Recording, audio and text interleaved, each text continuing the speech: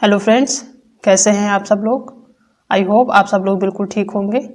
चलिए शुरू करते हैं आज की क्लास। आज की क्लास में हम डिस्कस करेंगे कि जो सीटेट है वो है क्या, ठीक है, इसका पूरा नाम क्या है, इसका जो है हिंदी में क्या कहते हैं इसको, इसकी जो शुरुआत है वो कब हुई थी और इसकी जो एलिजिबिलिटी है, कौन कौन से लोग या कौन कौन सी ऐसी डिप्लोमा डिग्रीज हैं जो कि करने के बाद हम सीटेट दे सकते हैं।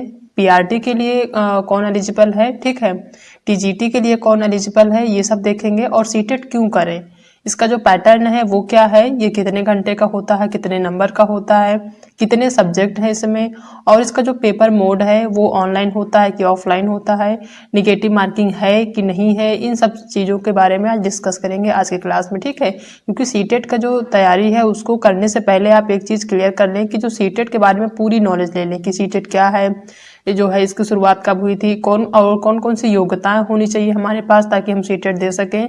और सीटेट का जब आप एग्जाम देने जाएं तो ये भी कंफर्म होना चाहिए कि आपका कितने नंबर का होता है, सीटेट कितने घंटे का होता है, क्या निगेटिव मार्किंग होती है कि नहीं होती है, और हम दे सकते हैं कि नहीं, मतलब कौन कौन से लोग दे सकते हैं कि नहीं दे सकते हैं। इन सब चीज़ों के बारे में जब आपको नॉलेज रहेगा तब आप सीटेट का एग्जाम आसानी से दे सकेंगे और आपका मन भी लगेगा पढ़ने में, क्योंकि आपको डिटेल जो है पहले से पता रहेंगी, ठीक है। तो इन्हीं सभी चीज़ों के बारे में सारे पॉइंट को आज हम डिस्कस करेंगे आज की क्लास में, ठीक है। सबसे पहले बात करेंगे फुल नाम की, यानी कि जो सीटेट है इसका पूरा नाम क्या होता है।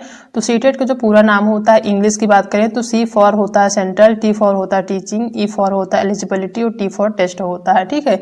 यानी जो है केंद्रीय, हिंदी में अगर इसकी बात करें तो केंद्रीय शिक्षक पात्रता परीक्षा, यानी कि जो एक पात्रता का मतलब ये होता है, जैसे पात्रता आप देख रहे हैं, जो पात्रता उसका मतलब कि आप पात्र हैं कि नहीं है।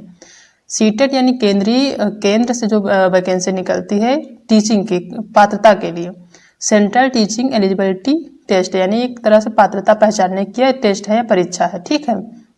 सीटेट ये आपको आपकी जो पहचान है एलिजिबिलिटी उसको पहचानने के लिए या आपकी योग्यता जो है उसको देखने के लिए जो है ही इसको एग्जाम दिया जाता है, ठीक है। ये एक क्वालिफाइंग एग्जाम है, ठीक है। तो इसका फुल नाम हो गया, अगर इंग्लिश की बात करें तो ये होता है सेंट्रल टीचिंग एलिजिबिलिटी टेस्ट, और हिंदी में बात करें तो केंद्रीय शिक्षक पात्रता परीक्षा होता है, ठीक है।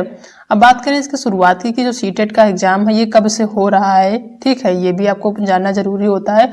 जो सीटेट का एग्जाम है वो कब से प्रारंभ हुआ था, तो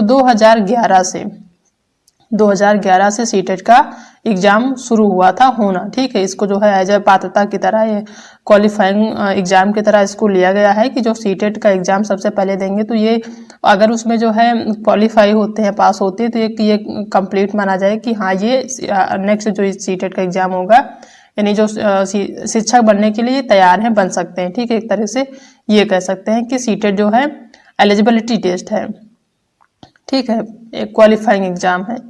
तो ये हो गई कि इसकी शुरुआत कब हुई थी, तो 2011 में हुई थी।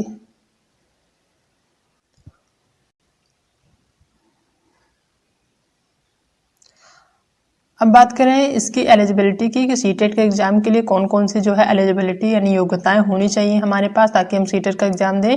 तो सीटेट के लिए सबसे पहले कोई भी अभ्यर्थी अगर उसने बीएड किया हुआ है या फिर बीएलएड किया हुआ या डीएलएड या बीटीसी किया हुआ या फिर कोई अदर डिप्लोमा या डिग्री किया हो टीचिंग पर्पस के लिए, कोई भी टीचिंग का डिप्लोमा या डिग्री किया हुआ है तो वो जो है सीटेट का एग्जाम दे सकता है, ठीक है। क्योंकि जो सीटेट है वो टीचिंग एग्जाम के लिए ही बना है। तो इसकी एलिजिबिलिटी यही है कि बीएड किया हुआ हो, आपका बीएड किए हो, बीएलएड या बीएलएड डीएलएड या फिर आपका जो बीटीसी या फिर कोई अदर डिग्री होना चाहिए, इसमें से कोई भी एक भी आपका होना चाहिए, तो आप टीचिंग का जो सीटेट का जो एग्जाम है वो दे सकते हैं, ठीक है। और बात करें इसकी पीआरटी के लिए कि पीआरटी के लिए कौन कौन से एलिजिबल होते हैं और टीजीटी के लिए कौन से एलिजिबल होते हैं, ठीक है। तो अभी तक क्या होता था कि जो सीटेट का एग्जाम है उसमें आपका जो बीएड और जो बीटीसी के लोग होते हैं दोनों आपका जो है सीटेट का एग्जाम पीआरटी के लिए भी दे सकते थे और टीजीटी के लिए भी दे सकते थे। जो बीटीसी वाले होते थे वो टीजीटी के लिए तो जो है एलिजिबल नहीं होते थे, लेकिन वो पेपर देते थे, ठीक है। लेकिन जो बीएड के लोग हैं वो जो है प्राइमरी के लिए एलिजिबल थे, और वो दोनों एग्जाम देते थे। ये था कि अगर कोई भी वैकेंसी निकलेगी तो उसमें बीएड वाले भी प्राइमरी में लिए जाएंगे। लेकिन अभी कुछ दिन पहले ही ये जो है हटा दिया गया है कि जो बीएड वाले हैं वो सिर्फ टीजीटी के लिए एलिजिबल है, ना कि पीआरटी के लिए। ठीक है, पीआरटी से पूरी तरह से उनको हटा दिया गया है। बीएड के लोग पीआरटी का एग्जाम यानी कि प्राइमरी के लिए एलिजिबल नहीं है, सिर्फ वो टीजीटी यानी जूनियर के लिए ही एलिजिबल है। ठीक है, और जो डीएलएड वाले हैं ये सिर्फ पीआरटी के लिए एलिजिबल है और ये जो है टीजीटी के लिए एलिजिबल नहीं है। ये चीज़ कंफर्म हो गई है। ठीक है, तो जो बीएड बीटीसी बीएड और बीएलएड वाले हैं या कोई भी अलग डिग्री धारक हैं जो कि डिग्री किए हुए हैं वो जो है टीजीटी के लिए अप्लाई कर सकते हैं। अगर इन्होंने सीटेट उनका जो है जूनियर जो है सेकेंड जो आपका पेपर होता है जूनियर लेवल का, अगर वो का आपका जो है क्वालिफाई है तो आप टीजीटी के लिए एलिजिबल हैं। ठीक है, और अगर आपने डीएलएड या बीटीसी किया हुआ या फिर कोई डिप्लोमा किया हुआ तो आप पीआरटी के लिए एलिजिबल है। ठीक है, ये चीज़ क्लियर हो गई है।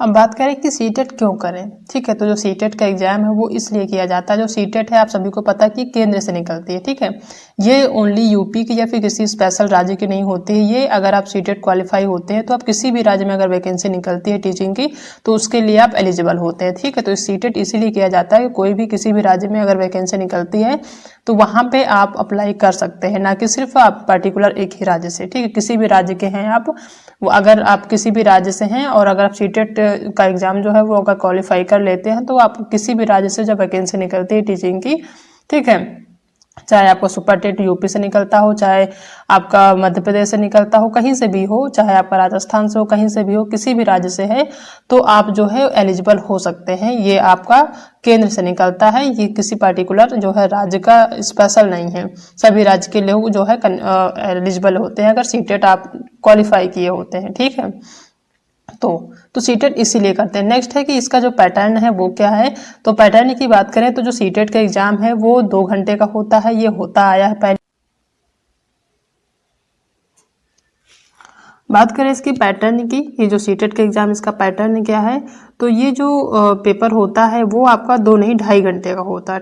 ठीक है, 2.5 आवर्स का ये जो है 2.5 घंटे का पेपर होता है और 150 मार्क्स का होता है। ठीक है, 150 क्वेश्चन होते हैं आपके और 150 मार्क्स का होता है, यानी एक क्वेश्चन 1 नंबर का होता है।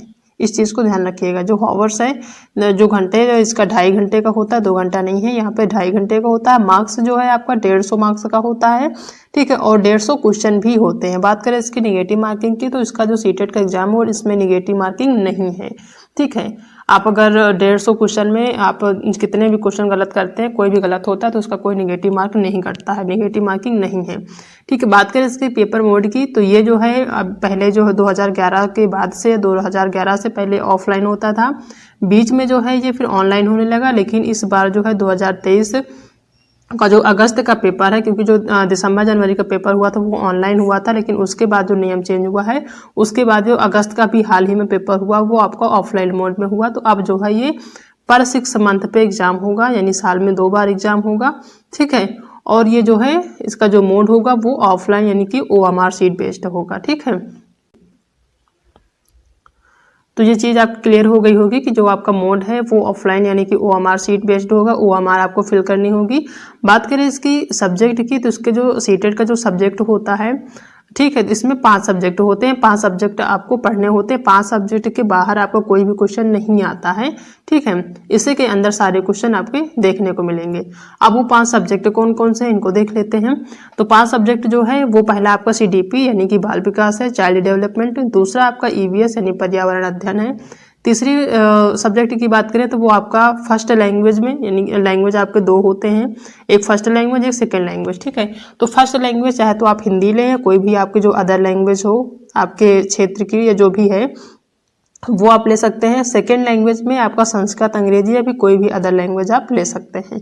वो आपके ऊपर डिपेंड होता है कि आप फर्स्ट लैंग्वेज में क्या लेते हैं और सेकेंड लैंग्वेज में क्या लेते हैं। ठीक है, 5th सब्जेक्ट की बात करें तो इसमें मैथ यानी कि गणित आपका 5th सब्जेक्ट होता है। तो ये 5 सब्जेक्ट होते हैं सीटेट के एग्जाम में। ठीक है, ये इन्हीं 5 सब्जेक्ट से ही आपके 2.5 जो आपका 150 क्वेश्चन बनता है इसी 5 सब्जेक्ट से बनते हैं। इसके बाहर क्वेश्चन आपका नहीं आता है। 1-2 क्वेश्चन आ जाए तो वो अलग की बात है, बाकी आपके ज़्यादा से ज़्यादा क्वेश्चन 150 में ज़्यादा से ज़्यादा क्वेश्चन आपके जो है इसी सब्जेक्ट से होते हैं, बाहर से नहीं होते हैं। ठीक है, तो ये सारी चीज़ें हैं। ठीक है, और बात करें इसके क्वालिफाइंग मार्क्स की, तो जो सीटेट का एग्जाम होता है, ठीक है, जो सीटेट का एग्जाम होता है उसमें जो क्वालिफाइंग मार्क्स माना जाता है वो होता है 90 नंबर। ठीक है, सारी जो कैटेगरीज हैं उनकी अलग अलग हैं। जैसे आपका जनरल हो गया, जनरल का 90 होता है, ओबीसी का आपका 82 हो गया, और SC ST का भी 82 माना जाता है। तो ये आपका एलिजिबिलिटी जो आपका क्वालिफाइंग मार्क्स है इस इतना होना चाहिए, कम से कम आप जो है 90 नंबर लाएं, तब आप जो है एलिजिबल होते हैं अपने राज्य के लिए या फिर किसी अदर राज्य के लिए भी। ठीक है, अगर आप 82 नंबर लाते हैं तो सिर्फ अपने राज्य के लिए एलिजिबल होते हैं, और अगर आप 90 नंबर लाते हैं तो आप किसी भी राज्य के लिए एलिजिबल होते हैं। वहाँ के कोई भी एग्जाम निकलता है, टीचिंग के लिए वैकेंसी आती है तो आप एलिजिबल होते हैं, फॉर्म अप्लाई कर सकते हैं। ठीक है, तो ये सारी चीज़ें हैं जो कि हमने आज की क्लास में डिस्कस की है। आई होप आप सबको आज की क्लास पसंद आई होगी। अगर आज की क्लास पसंद आई है तो वीडियो को लाइक करिएगा और अपने दोस्तों में शेयर करिएगा। चैनल पर नए आए हैं तो चैनल को सब्सक्राइब करना बिल्कुल भी मत भूलिएगा। मिलते हैं नेक्स्ट क्लास में एक नई टॉपिक के साथ, तब तक अपना ध्यान रखिएगा।